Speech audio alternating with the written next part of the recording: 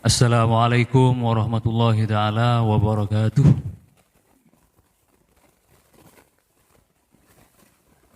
Alhamdulillahirabbil alamin wassalatu wassalamu ala Rasulillah asrofil anbiya wal mursalin Sayyidina Muhammadin wa ala alihi wa sahbihi ajma'in, amma ba'du. Saudara-saudaraku sebangsa, senasib dan setanah air, Nahdien, Nahdiyat, Muslimat, Fatayat, Hizbullah, Ansor, yang semuanya saya banggakan dan saya cinta sayangi.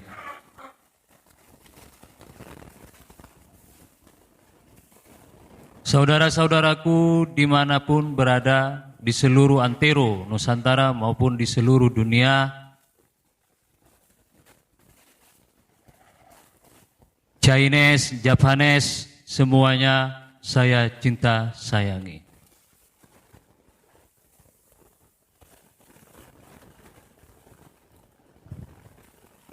Pertama-tama marilah kita haturkan syukur alhamdulillah kehadiran ilahi Robbi yang mana dengan rahmatnya dan juga inayahnya kita diberi kesehatan dan juga kenikmatan sehingga kita bisa melaksanakan aktivitas kita sehari-hari.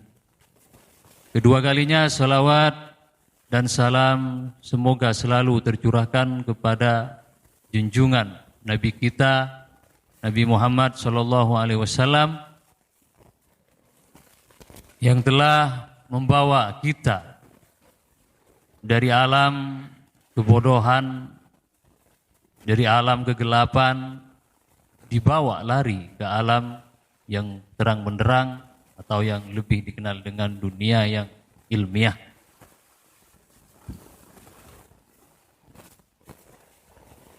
Saudara-saudaraku sekalian, dari berbagai kalangan, perlu saya jelaskan mengapa saya bawa kitab. Karena kitab kuning merupakan identik dari warga NU. Mulai dari zaman pendiri, bahkan zaman para bebuyutnya pendiri, semuanya tidak lepas dari kitab kuning.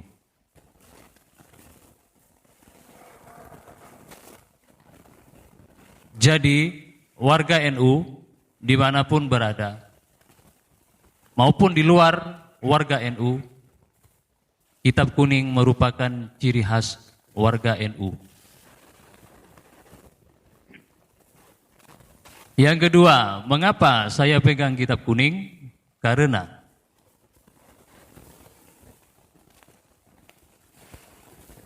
Wahabi pun juga pegang kitab kuning. Jadi warga NU kalau nggak pegang kitab kuning, apa kata remaja sekarang yang cenderung memandang fisik? Kalau saya nggak pegang kitab kuning, maka saya curiga jangan-jangan anak muda sekarang lebih percaya kepada Wahabi daripada tokoh NU sendiri yang tidak pegang kitab kuning. Anak remaja sekarang cenderung suka memandang fisik, memandang zahir bukan memandang batin.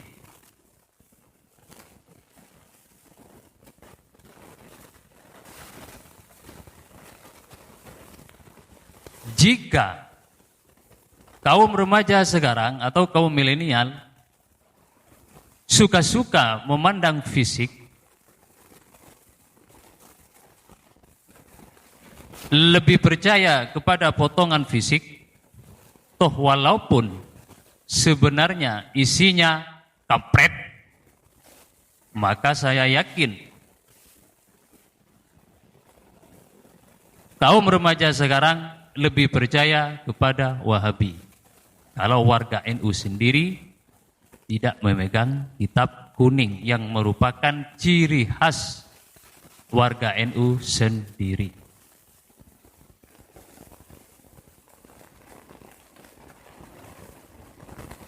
Saudara-saudaraku sekalian, kaum milenial maupun non-milenial, YouTuber, Facebooker, dan media lainnya yang saya cinta sayangi.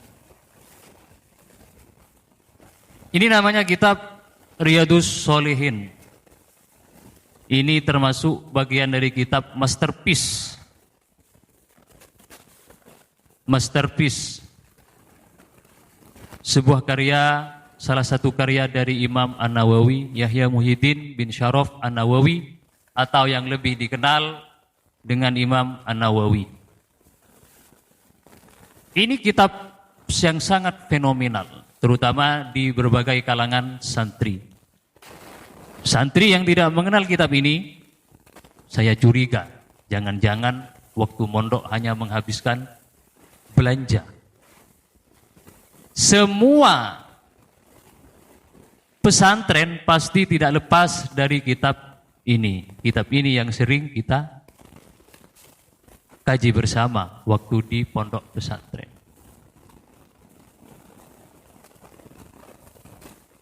Nah, makanya saya mengajak warga NU, Nahdiyin, Nahdiyat maupun di luar warga NU untuk sama-sama mencermati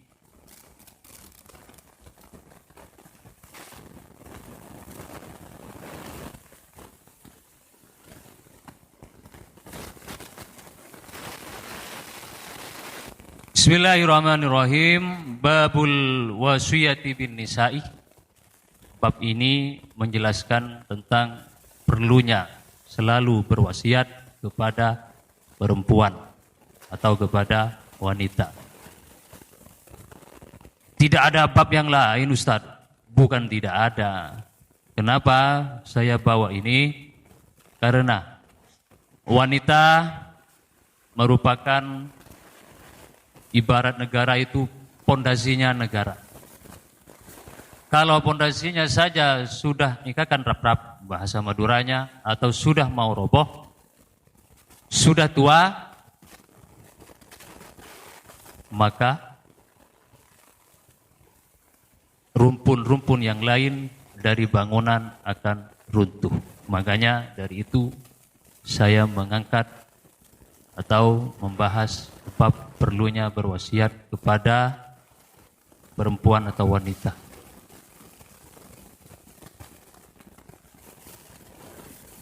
Qala Allah Ta'ala, Allah Subhanahu wa taala berfirman, wa ashiruhunna bil ma'ruf. Ini merupakan kalamullah atau ayat Allah yang mana firman-Nya wa ashiruhunna bil ma'ruf.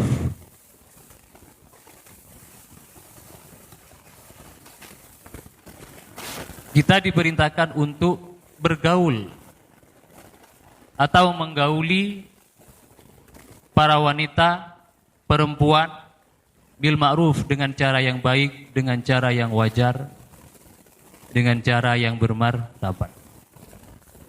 Ashiruhunna, ini kalau kata santri disebut dengan fi'il amar. Ini merupakan sebuah perintah dari Allah Subhanahu wa taala kepada kita kaum lelaki, karena di sini pakai dhamir waw jamak mudzakkar. Jadi ini diperintahkan untuk kaum lelaki. Mengapa kaum lelaki yang diperintahkan? Karena kaum perempuan tercipta dari kaum lelaki. Atau bahasa mudanya itu, kau tercipta dari tulang rusukku. Ya, itu memang betul. Kalau kita kembali kepada sejarah Ibu Hawa dan Nabi Adam. Makanya Allah Subhanahu wa taala memerintahkan kepada kita untuk menggauli perempuan, untuk berteman, berkencan dengan wanita dengan cara yang baik, terutama kepada istri-istri kita tercinta. Wa ashiruhunna bil ma'ruf, dengan cara yang wajar.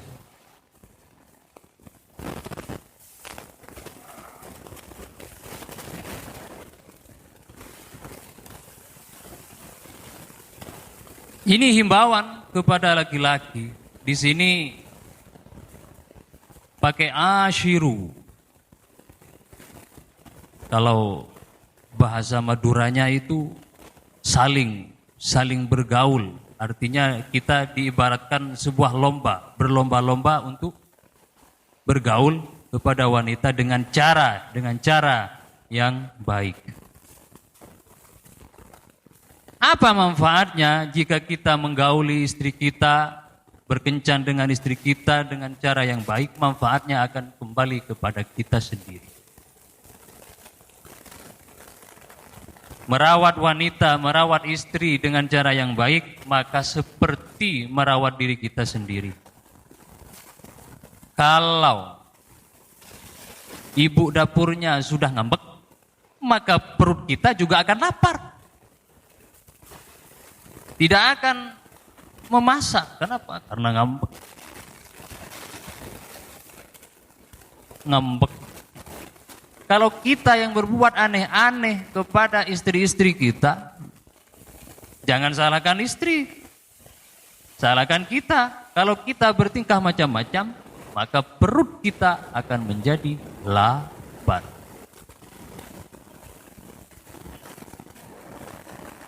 Makanya kita harus diperintahkan oleh Allah Subhanahu wa taala untuk berbuat baik.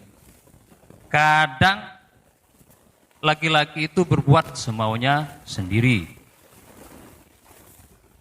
Sengkok kek lakek. Saya laki-laki, tanpa ada saya maka tidak akan ada istri. Iya, itu secara hakikat dulu. Wa qala ta'ala, kemudian dan Allah Subhanahu wa taala berfirman kembali, walan tastati'u an ta'dilu bainan nisa'i walau harastum. Dan kalian itu tidak akan mampu, tidak akan kuat an ta'dilu untuk berbuat adil. Bainan nisa'i, di antara wanitamu. Kalau kalian punya istri banyak. Istri satu, istri kedua, istri ketiga, istri keempat. Kalau lebih dari 4, ya tidak boleh. Anggap sajalah punya istri 4. Maka ini Allah Subhanahu wa taala yang berfirman, walan tastati'u an ta'dilu. Kita ini sulit untuk berbuat adil. Adil bukan hanya di urusan nafkah lahir, tapi harus adil dalam urusan nafkah batin. An ta'dilu bainan nisa'i walau harastum, walaupun kalian itu sudah berupaya, bahasa Maduranya lah tengah-teh, semaksimal mungkin untuk berbuat adil, tapi apalah daya, walan tastati'u an ta'dilu. Kalian itu tidak akan mampu untuk berbuat adil. Bayangkan saja, kembali kepada fakta, bayangkan saja. Orang yang mempunyai istri 4, cenderung banyak yang tidak adil. Pasti dari mereka, salah satu dari mereka pasti ada yang jadi korban. Kenapa? Karena tidak bisa lepas, tidak bisa menentang dari firman Allah. Walan tastati'u an ta'dilu bainan nisa. Terus apa? Ya kewajiban kita hanya tetap berusaha, tetap berproses bagaimana cara kita untuk berbuat adil. Tapi untuk berbuat seadil-adilnya maka tidak akan mampu. Pasti ada percekcokan, ada ketidakdamaian. Bayangkan saja, kembali kepada fakta. Fala tamilu kulal mail fatadaruha kal muallaqati wa in tuslihu wa tattaqu fa innallaha kana ghafurur rahima. Ini firman Allah. Walau harastum, walaupun kalian itu sudah berbuat semaksimal mungkin, berusaha untuk berbuat adil, tapi kenyataannya kita hanya sebagai manusia, hanya bisa berproses, hanya bisa berusaha, tetap saja kita tidak bisa berbuat 100% seadil-adil. Susah. Maka dari itu fala tamilu kulal mail, jangan sampai kalian condong secondong-condongnya memihak kepada salah satu dari istri yang 4.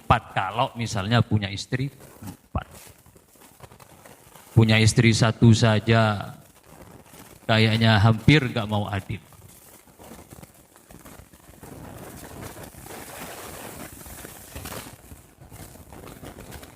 Beda dengan Nabi. Nabi Muhammad SAW, Nabi kita, itu sudah khiyarun min khiyar. Sudah pilihan dari beberapa pilihan. Sudah seleksi-seleksi dari hasil beberapa seleksi. Khiyarun min khiyar. Jadi beda dengan kita. Nabi itu sudah menjadi contoh kepada kita. Nabi itu sudah berbuat adil. Baik urusan nafkah lahir maupun urusan nafkah batin. Urusan nafkah lahir, semua istri sudah puas, sudah menerima. Begitulah menurut salah satu riwayat. Sudah menerima, sudah legowo dari semua istrinya Nabi. Yang 11 istri itu ada yang mengatakan 12, semuanya rata-rata puas. Baik urusan nafkah lahir maupun urusan nafkah batin. Nafkah batin, para istri-istri Rasulullah semuanya merasakan puas. Kenapa? Karena Nabi Muhammad SAW diberikan tenaga 40 orang. Nabi 1 diberikan tenaganya 40 orang. Jadi walaupun sendiri tenaganya tenaga super. Kalau kembali kepada kita, sangat sulit untuk berbuat adil. Malam Senin untuk istri si A, malam Selasa untuk istri si B, malam Rabu untuk istri si C, malam Kamis absen. Kenapa? Sakit pinggang. Suwe ora jamo. Makanya dari itu susah untuk berbuat adil. Tapi kita harus berproses, harus berusaha, bukan menyerah. Wa in tuslihu wa tattaqu fa innallaha kana ghafurur rahima. Apabila kalian, laki-laki, berbuat baik, berusaha berbuat baik, menyayangi istri-istri kalian, wa tattaqu, dan kalian itu bertakwa kepada Allah, fa innallaha kana ghafurur rahima. Itulah balasannya, maka sesungguhnya Allah itu Maha Pengampun dan Maha Belas Kasih.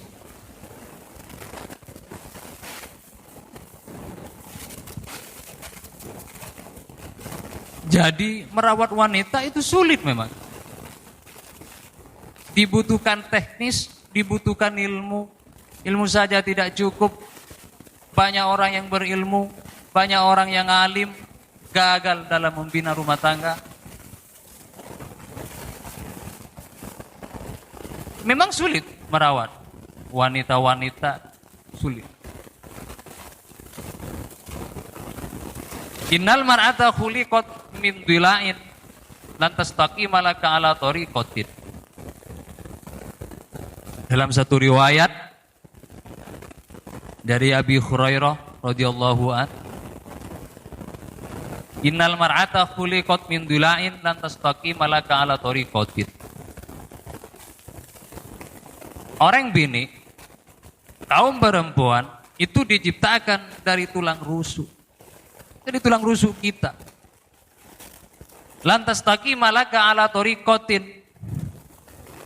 Dia tidak akan lurus, tidak akan manut, kalau bahasa Maduranya, ala tariqatin, di satu jalan. Pasti berbelok-belok. Makanya kaum laki-laki harus membutuhkan kesabaran yang super. Sulit memang. Lantas malaka ala tariqatin. Sulit. Kalau kita enggak sabar, maka perpecahan yang akan terjadi. Kalau kita sama-sama mengandalkan ego, maka perpecahan atau pisah ranjang yang akan terjadi. Makanya dibutuhkan kesabaran. Kalau langsung dipaksakan, dia akan bengkok. Makanya dirawat pelan-pelan, dirawat dengan penuh kasih sayang, dirawat dengan penuh perhatian, karena wanita memang butuh pengertian.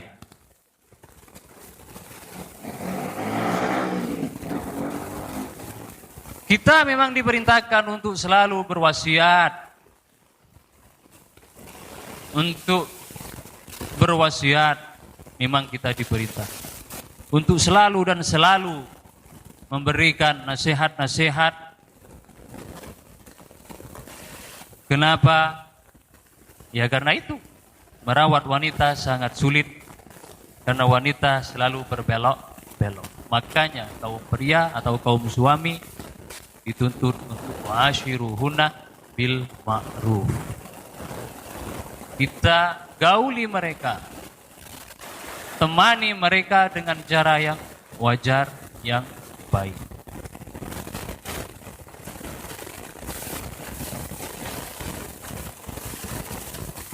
Kita tidak mungkin memaksakan mereka untuk satu jalan dengan kita.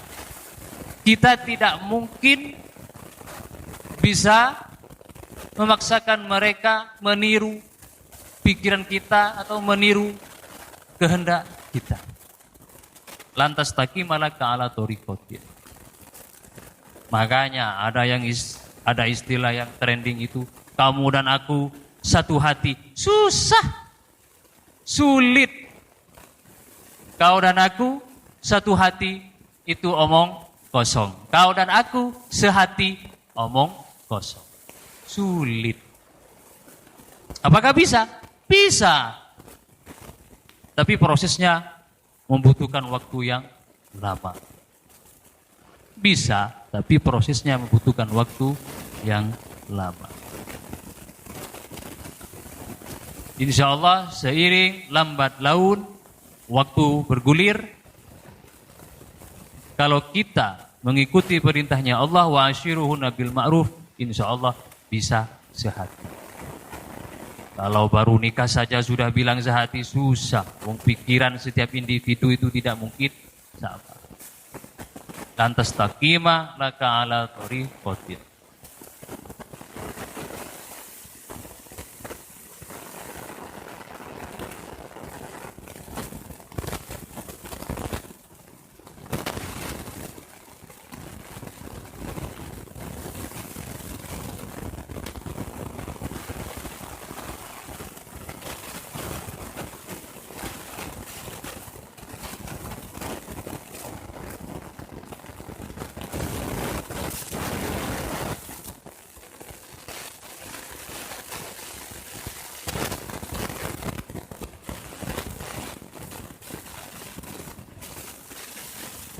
Qala Allah Ta'ala ar-rijalu qawwamun 'alan nisa'i bima faddalallahu ba'dahum 'ala ba'd wa bima anfaqu min amwalihim fasolihatu qanitatun hafidhatun lil ghaibi bima hafidallah. Ini lanjutannya. Allah Subhanahu wa taala berfirman, bismillahirrahmanirrahim, ar-rijalu qawwamun 'alan nisa. Laki-laki itu pemimpin, harus berdiri tegar, harus berdiri kuat 'alan nisa'i, atas wanita-wanita, atas istri-istri kalian. Kalau laki-lakinya, si suami tidak berdiri tegap,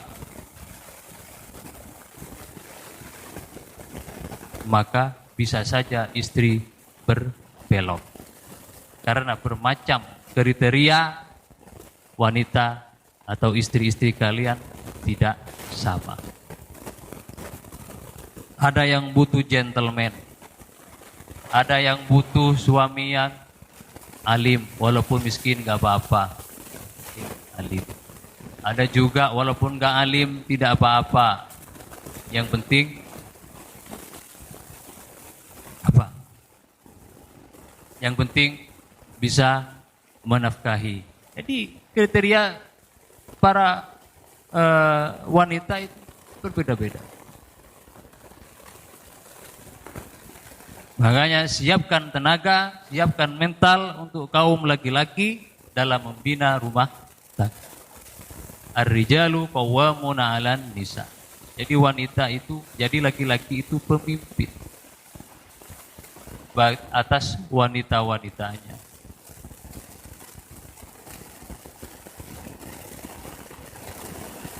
Fasolihatu qanitatun hafizatun lil ghaibi bima hafidallah. Maka istri-istri soleha itu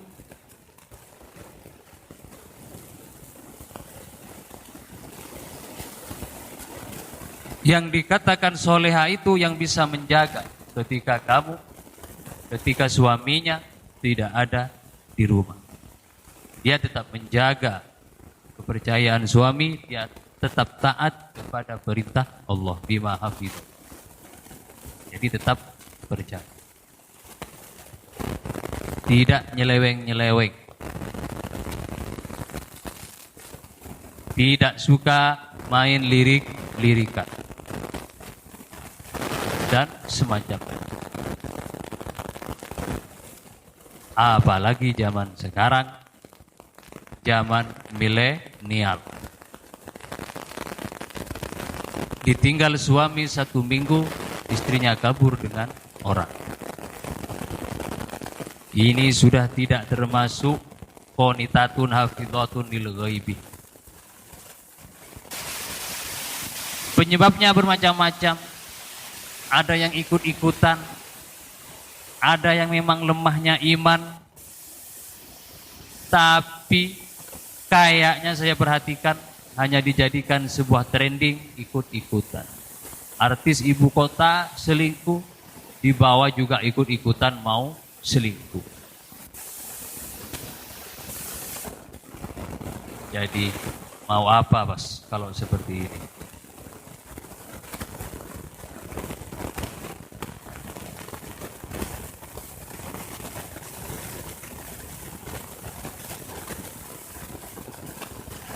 Kemudian ada hadis dari Abi Hurairah radhiyallahu anhu, qala Rasulullah sallallahu alaihi wasallam, idza da'ar rajulu imra'atahu ila firashihi falam ta'tihi fabata ghadbana 'alaiha la'anathal malaikatu hatta tusbih.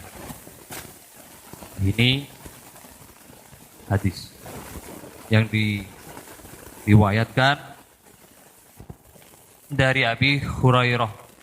Abi Hurairah dalam satu riwayat, Abi Hurairah ini asli penduduk Madinah.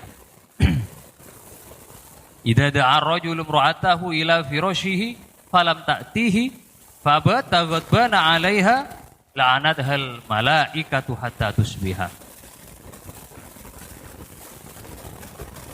Apabila laki-lakimu, apabila suamimu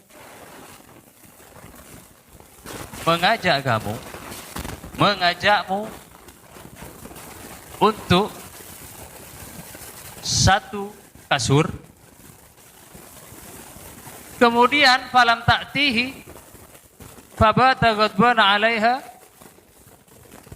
kemudian si istri itu menolak, kemudian sampai istrinya itu menunggu enggak datang-datang, sampai suaminya itu tertidur, ada tos tak gelem datang, maka balasannya la'anathal malaikatu hatta tusbiha. Maka malaikat itu akan melaknat wanita tersebut atau istrinya tersebut hatta tusbiha, sampai pagi. Jadi selama tidur itu tidak mendapatkan rahmat Allah karena malaikat sudah melaknat.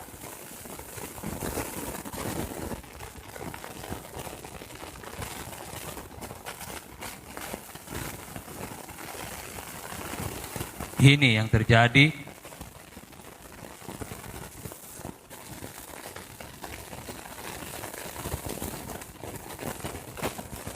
Jadi perlu sekali untuk para wanita mengetahui hal ini. Kadang ada yang mengetahui tapi tidak mengamalkan, bahkan acuh tak acuh. Kadang meremehkan, sudah tidak peduli lagi, baik dengan hadis maupun dengan suaminya. Ada yang enggan melaksanakan perintah ini.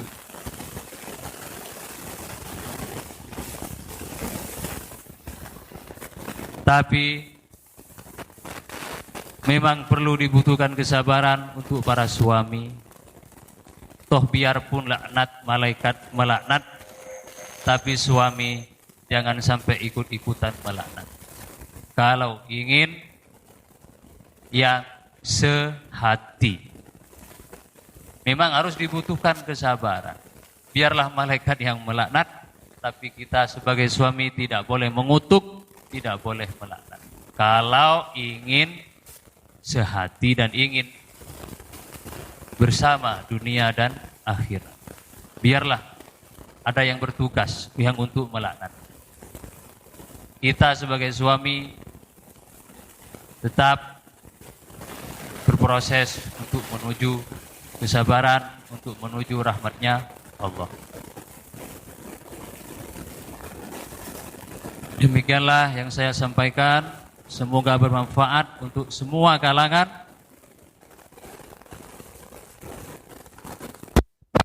Hadanallah wa iyyakum.